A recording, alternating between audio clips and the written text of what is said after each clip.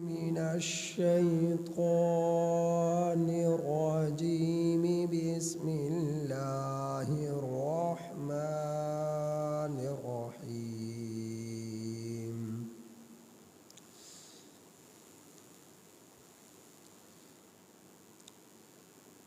فقاتل في سبيل الله لا تكلف إلا نفسك وحرض المؤمنين عسى الله أن يكف بأس الذين كفروا والله أشد بأسا وأشد تنكيلا من يشفع شفاعة حسنة يكن له نصيب منها ومن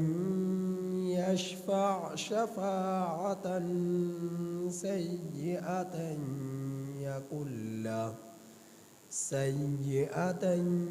يكن له كفل منها وكان الله على كل شيء مقيتا.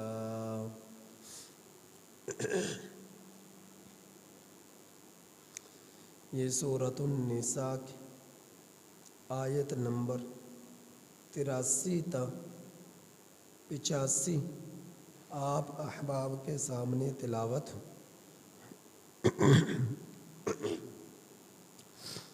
سورۃ النساء کی آیت نمبر 84 تا 85 آپ احباب کے سامنے تلاوت. ان آیات کریمہ کا ترجمہ یہ ہے: فقاتل، سو آپ قتال کیجئے، سو آپ لڑیے، سو آپ جہاد کیجئے، فی سبیل اللہ، اللہ کے راستے میں، لا تکلف، نہیں تجھے تکلیف دی، الا نفسک، مگر تیرے نفس جتنی، نہیں تجھے مکلف بنایا مگر تیرے نفس کا، وحرض، اور برانگیختہ کیجئے، مؤمنین، ایمان والوں کو، عسى اللہ، قریب ہے کہ اللہ تعالی، ان یکف بأس الذین کفروا، قریب ہے کہ اللہ تعالی سخت گرفت کرے ان لوگوں کی جنہوں نے کفر کیا. واللہ اشد بأسا، اور اللہ تعالی کی گرفت بہت سخت ہے. واشد تنکیلا، اور اللہ کا عذاب اور اللہ کی طرف سے سزا بہت سخت ہے. من یشفع، جو شخص سفارش کرے، شفاعتاً حسنہ، کسی اچھائی کی سفارش، جو شخص سفارش کرے اچھی سفارش، یکن لہ نصیب منہا، اس کے لیے اس میں سے حصہ ہے. ومن یشفع، اور جو شخص سفارش کرے، شفاعتاً سیئہ، بری سفارش، یکن لہ کفل منہا، اس کے لیے حصہ ہوگا بری سفارش میں. وَكَانَ اللَّهُ عَلَىٰ كُلِّ شَيْءٍ مُقِیتًا، اور اللہ تعالی ہر چیز پر قدرت رکھتا ہے۔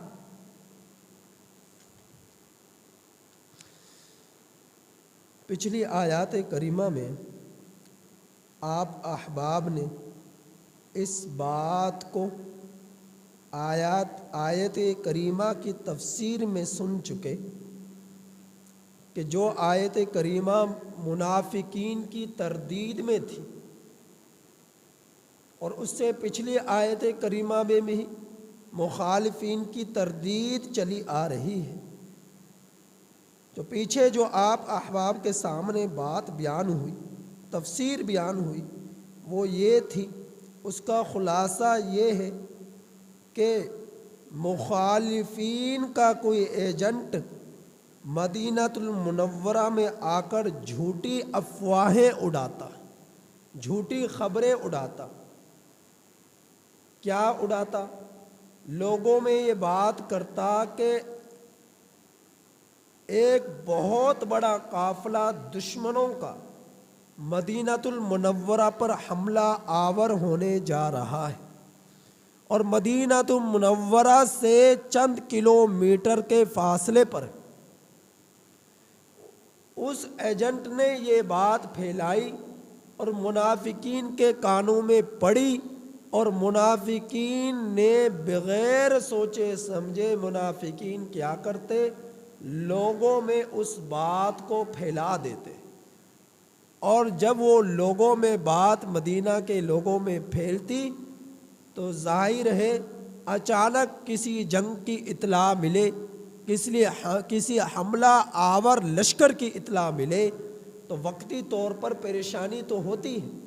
کہ جب یہ خبر بچے اور عورتیں سنتے تو پریشان ہو جاتے،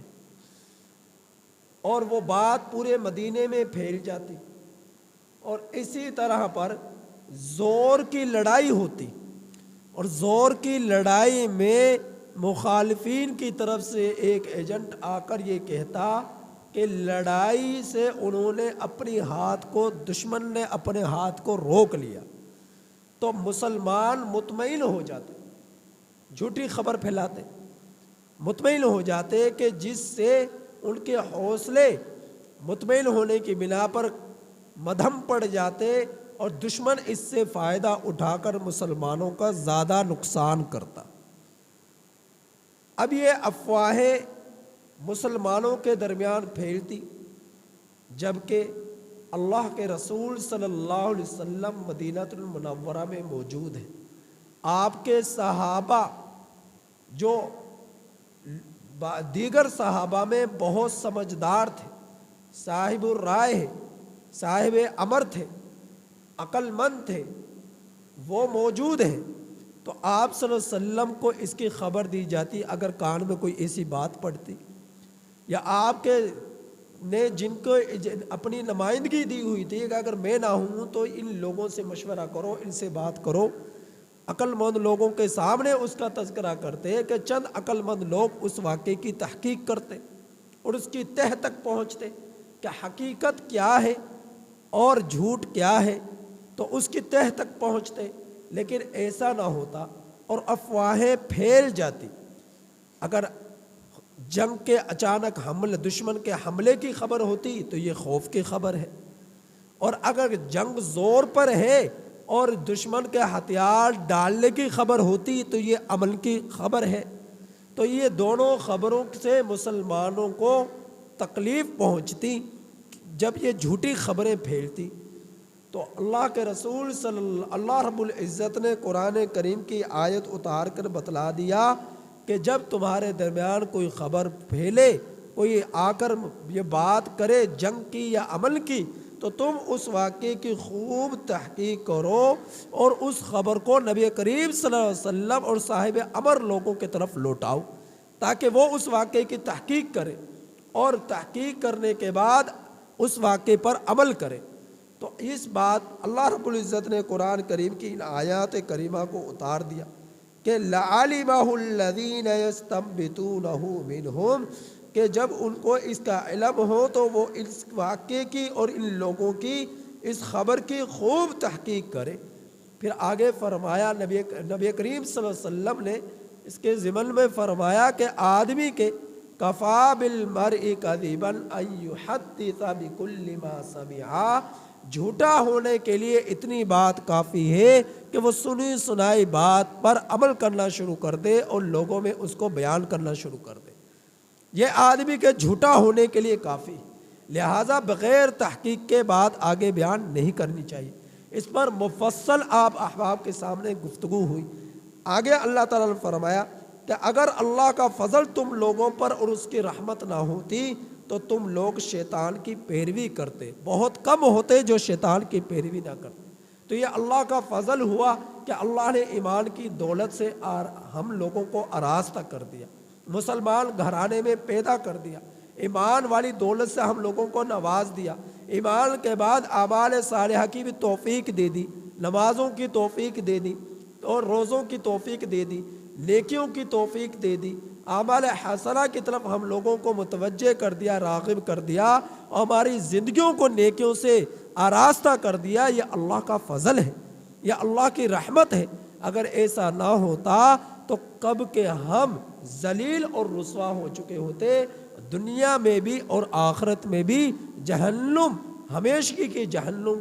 کا ٹھکانہ ہم لوگوں کے مقدر میں ہو چکا ہوتا۔ تو یہ اللہ کا فضل ہے کہ یہ ایمان مل گیا اور اچھا ماحول اسلام والا مل گیا، مسلمانوں والا مل گیا، اچھی زندگی مل گئی اسلام والی۔ تو یہ اللہ کا فضل ہے اور اس کی رحمت ہے، وگرنہ جس نے کفر کیا اور کفر ہی پر مر گیا، ان الذین کفروا وماتوا وهم کفار فلن يقبل من احدهم ملء الارض ذهبا ولو افتدى به، زمین بھر بھی کل قیامت کے دن اللہ کے دربار میں وہ سونا پیش کر دے، ہرگز اس سے قبول نہیں کیا جائے گا۔ اور ایک جگہ پر ارشاد فرمایا لو ان لهم ما فی الارض جميعا ومثله معه لافتدوا به، زمین بھر خزانے اللہ کے حضور پیش کر دیے کہ اللہ میری جان چھڑا دے اور زمین بھر خزانے تو لے لے اور اتنے ہی اور لے لے لیکن میری جان بخش دے، تو کافر کی جان کبھی بخشی نہیں جائے گی۔ جس کے دل میں ایمان نہ ہوا تو یہ اللہ رب العزت کا فضل ہوا کہ اللہ نے ہم لوگوں کو ایمان کی دولت سے نواز دی، لیکن اب اس ایمان کی اعمال صالحہ کے ذریعے حفاظت کرنی ہے اور اللہ تعالیٰ سے اس کی عافیت کی دعا کرنی ہے اور اسی پر موت کی دعا کرنی ہے کہ اے اللہ جس طرح تو نے مجھے ایمان کی دولت سے نواز دیا اسی پر مجھے قائم رکھ، اسی پر مجھے بقا عطا فرما اور اسی حال میں اے اللہ مجھے موت عطا فرما۔ کہیں ایسا نہ ہو کہ آخری سانس ہو اور ایمان قلوب سے دلوں سے نکال لیا جائے اور کفر کے حالت میں موت آ جائے، کفر کے حالت میں موت آ جائے۔ تو پچھلی آیات کریمہ میں اللہ رب العزت نے اس کا ذکر فرمایا، پھر آگے اللہ نے ذکر فرمایا آج کی آیات کریمہ میں میدان جہاد میں لڑنے کا، کافروں سے لڑائی کرنے کا، جہاد کرنے کا، اللہ کے راستے میں نکلنے کا بیان فرمایا۔ فقاتل فی سبیل اللہ، سو آپ جہاد کیجئے اللہ کے راستے میں، اللہ کے راستے میں لڑنا، اللہ کے راستے میں جہاد کرنا، اعلاء کلمات اللہ کے لیے کافروں سے مقابلہ کرنا، یہ جہاد فی سبیل اللہ ہے۔ اور اللہ رب العزت نے اس کے بہت فضائل بیان فرمائے کہ خون کا قطرہ زمین پہ گرنے سے پہلے اللہ مغفرت فرما دیں گے اور 100 درجات میں سب سے اوپر والا درجہ مجاہدین کو، شہداء کو عطا فرمائیں گے۔ تو اللہ رب العزت نے اس کے بے شمار فضائل بیان فرمائے اور یہ میدان جہاد میں نکلنا، کافروں سے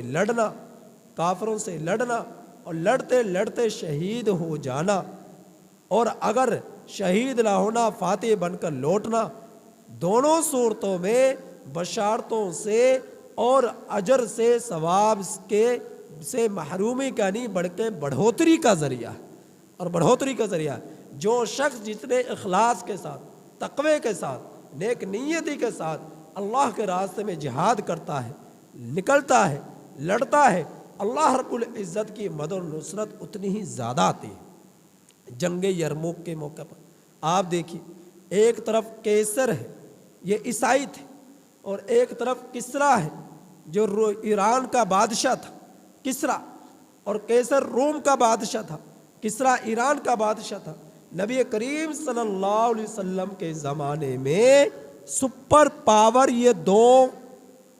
دو جماعتیں سپر پاور تھی کافروں کی، عیسائیوں کی اور یہودیوں کی، عیسائیوں کی اور یہودیوں کی، مجوسیوں کی، یہ سپر پاور جو ہے طاقتیں تھیں نبی کریم صلی اللہ علیہ وسلم کے زمانے میں۔ ایک طرف کیسر ہے اور دوسری طرف کسرا ہے، ایک طرف روم کا بادشاہ ہے اور ایک طرف ایران کا بادشاہ ہے۔ تو جنگ یرموک کے موقع پر جو کیسر بادشاہ تھا، اس کی فوج جو تھی وہ 7 لاکھ تھی، اس کی فوج 7 لاکھ تھی، اور نبی کریم صلی اللہ علیہ وسلم کے صحابہ کی فوج 35 سے 36 ہزار تھی۔ جنگ یرموک کے موقع پر 35 سے 36 ہزار فوج ہے مسلمانوں کی، میرے نبی کے صحابہ کی، اور مقابلے میں کافروں کی کتنی ہے؟ 7 لاکھ۔ اور جب مقابلہ ہوا،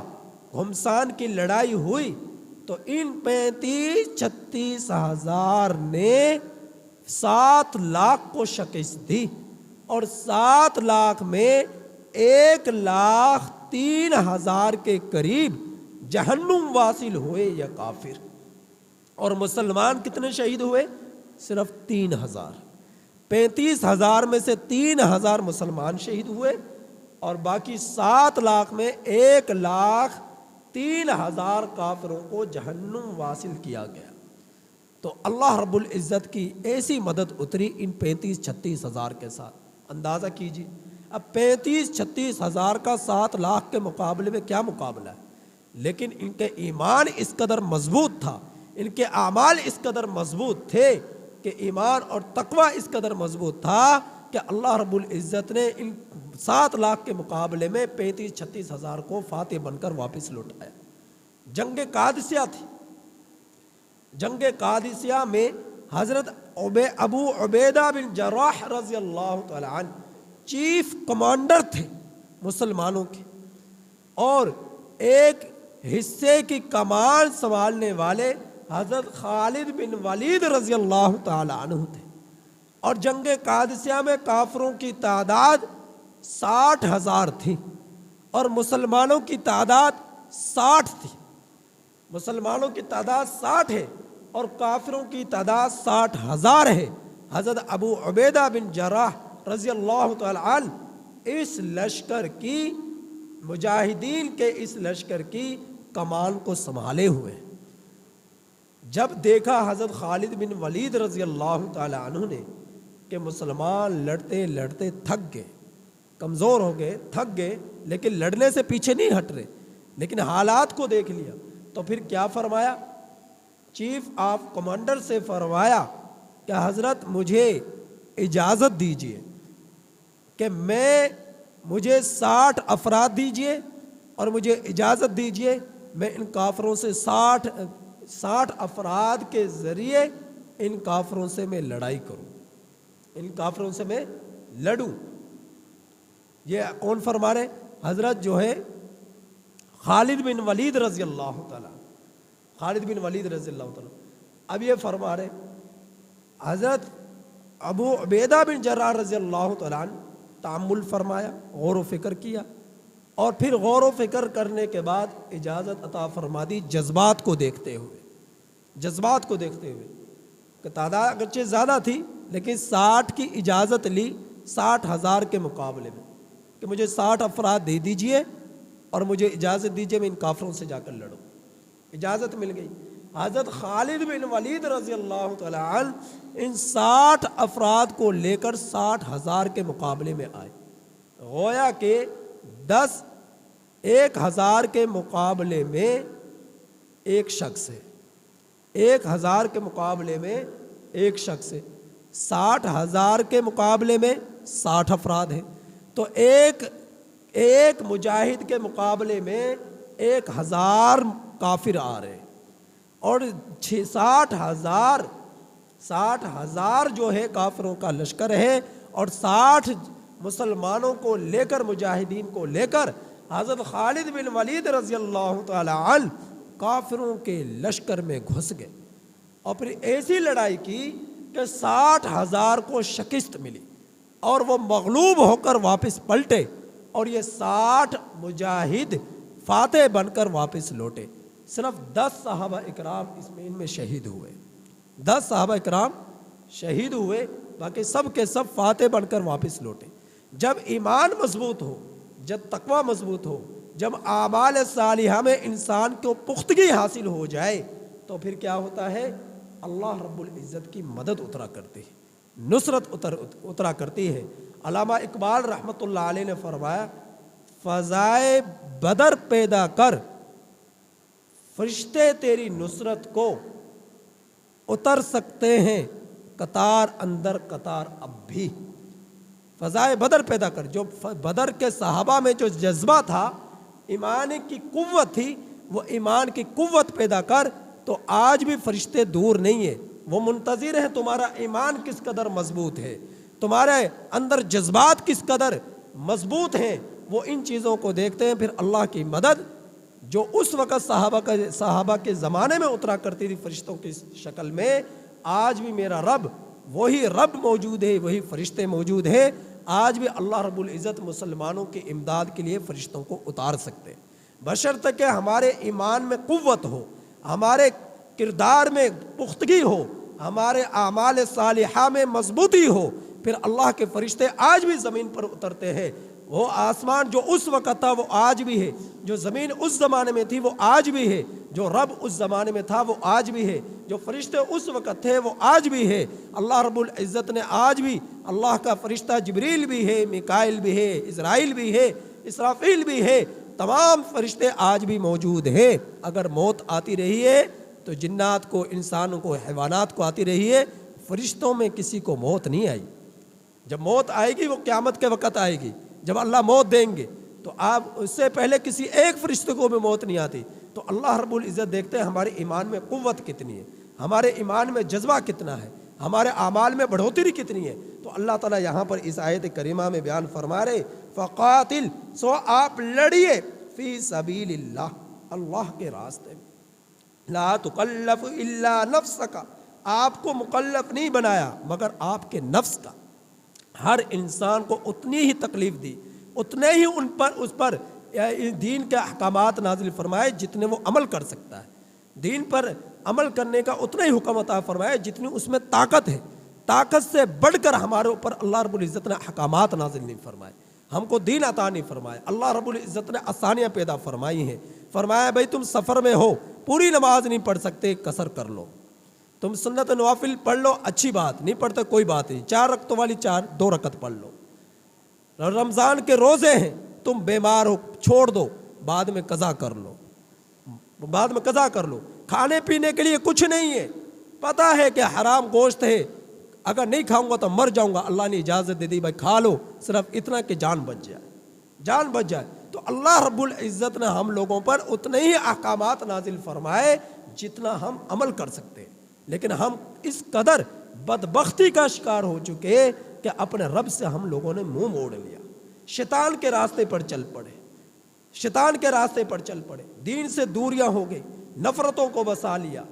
اور جو ہے بے دینی کو بسا لیا، بے دینی کی چادر اپنے وجودوں پر ہم نے اوڑھ لی، اور آج اس قدر بے حس ہو گئے، اس قدر جانور بن گئے کہ ہم نے جو ہے اپنے رب کو طرف نظر نہ کی، اپنے حبیب کی سنتوں کو نہ دیکھا، اپنے حبیب کے دین کا خیال نہ کیا، اپنے حبیب کی عزت اور ناموس کا خیال نہ کیا۔ اگر خیال ہوتا تو ہماری راتیں اپنے رب کی عبادت میں گزرتی، ہمارے دن اپنے رب کی عبادت میں گزرتے، ہماری مسجدیں آباد ہوتی، ہمارے اندر محبتیں ہوتی، ہمارے گھروں میں جو ہے سکون ہوتا۔ آج یہ بے سکونی کیوں ہے؟ کیونکہ دین سے دوری ہے۔ آج جھگڑے کیوں ہیں؟ کیونکہ دین سے دوری ہے۔ آج نفرتیں کیوں ہیں؟ کیونکہ دین سے دوری ہے۔ آج نمازوں سے دوری کیوں ہے؟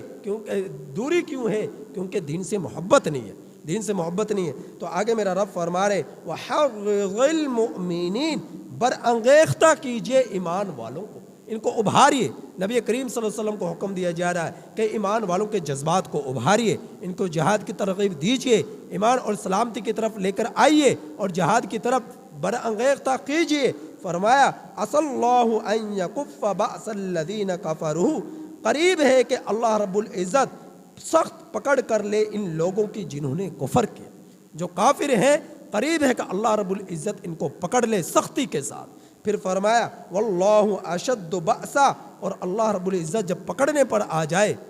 تو اس جیسی پکڑ کسی کے نہیں، جب وہ گرفت کرنے پر آ جائے تو اس جیسی گرفت کسی کے نہیں۔ تو اللہ کی گرفت بھی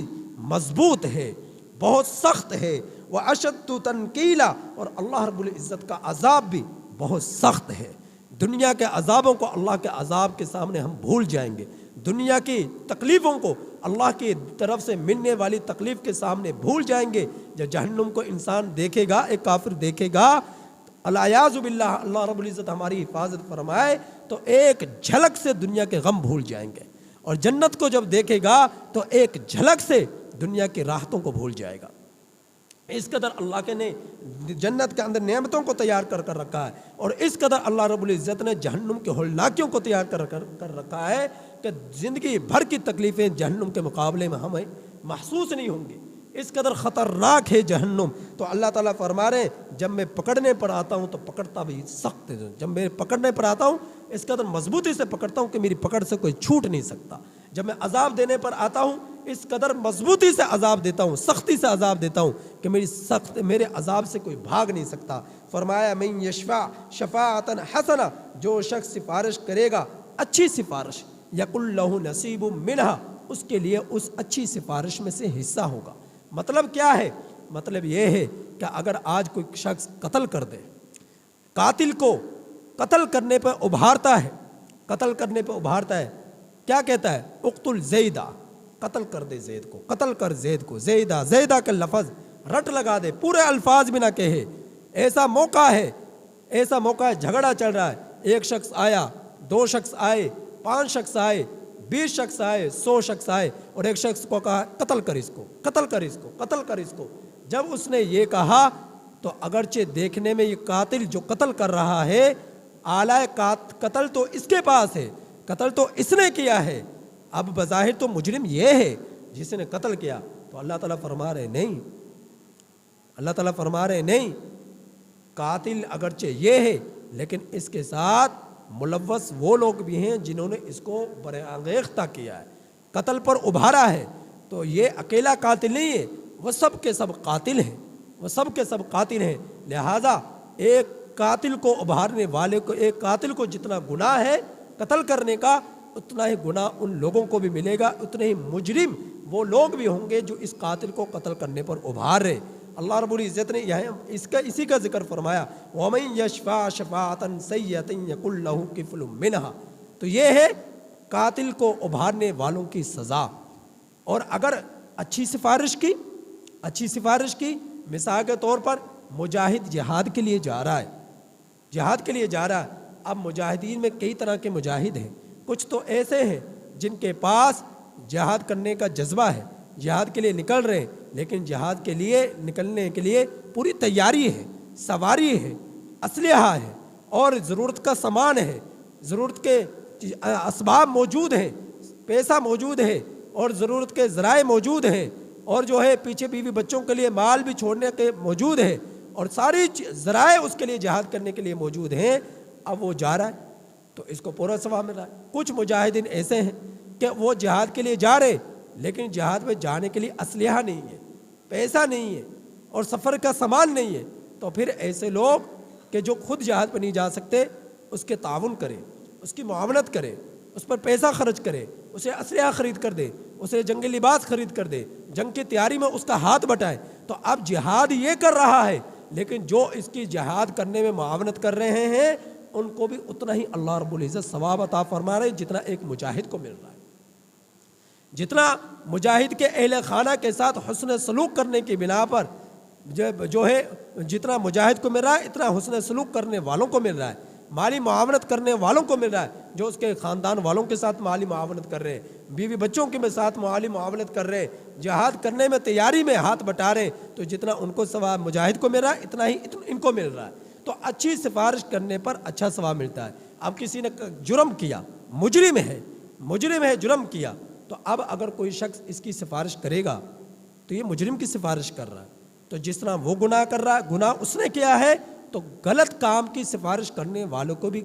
غلط کام کی سفارش کرنے کا گناہ مل رہا ہے۔ لہذا کبھی مجرم کی، جس نے جرم کیا ہے، اس کی سفارش نہ کرے، ہمیشہ سفارش کرنی ہے یا تو جو ایسا شخص ہے جو بے گناہ ہے اس کی سفارش کرے، یا جو حقدار ہے اس کی سفارش کرے۔ نہ حق دار کی سفارش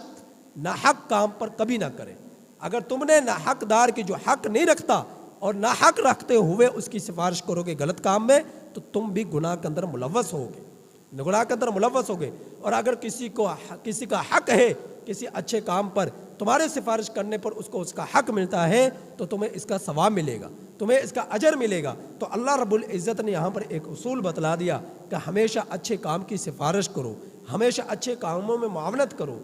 ہمیشہ اچھے کاموں میں تعاون کرو، تمہیں بھی اتنا ہی ثواب ملے گا جتنی تم دوسرے کی معاونت کرو گے۔ جتنا مجاہد کو ثواب ملے گا تمہیں بھی اتنا ثواب ملے گا، جتنا حقدار کو حق ملنے کا تم نے اس کی معاونت کرنے کا تمہیں اللہ رب العزت نے اس کا کام ہو گیا، تمہیں اس کا اللہ رب العزت اجر عطا فرمائے گا۔ اور برے کام کی سفارش کرو گے تو برائی کے کام وہ کر رہا ہے، لیکن اس برائی کے برابر کے شریک تم لوگ بھی ہوگے جنہوں نے اس کے برائی کے کاموں میں معاونت کری، غلط کام کی سفارش کر۔ تو اللہ رب العزت نے یہاں پر ایک اصول بتلایا ہے، من یشفع شفاعۃ حسنہ، جو شخص سفارش کرے گا اچھے کام کی سفارش، یکن لہ نصیب منہا، اچھائی کا حصہ اسی کو بھی اتنا ہی ملے گا جتنا کا کام کرنے والوں کو اچھائی کا مل رہا ہے۔ ومن یشفع شفاعۃ سیئۃ، اور جو شخص سفارش کرے گا برے کام کی، یکن لہ کفل منہا، اس کے لیے بھی برائی کا اتنا ہی حصہ ملے گا جتنا برا کرنے والے کو مل رہا ہے، برا کام کرنے والے کو مل رہا ہے۔ وکان اللہ علی کل شیء مقیتا، اور اللہ رب العزت ہر چیز پر قدرت رکھتا ہے، اللہ رب العزت ہر چیز پر قدرت رکھتا ہے۔ حضرت فاروق اعظم رضی اللہ تعالیٰ عنہ کے زمانے کے اندر ایسا ہوا کہ ایک بچہ تھا جس کی عمر تک میں 6-7 سال اس کی عمر تھی اس بچے کی، اور ماں باپ کا اکلوتا بیٹا تھا۔ اب باپ فوت ہو گیا، بچہ اکیلا رہ گیا، تو خاندان کے لوگ لالچ میں آ گئے،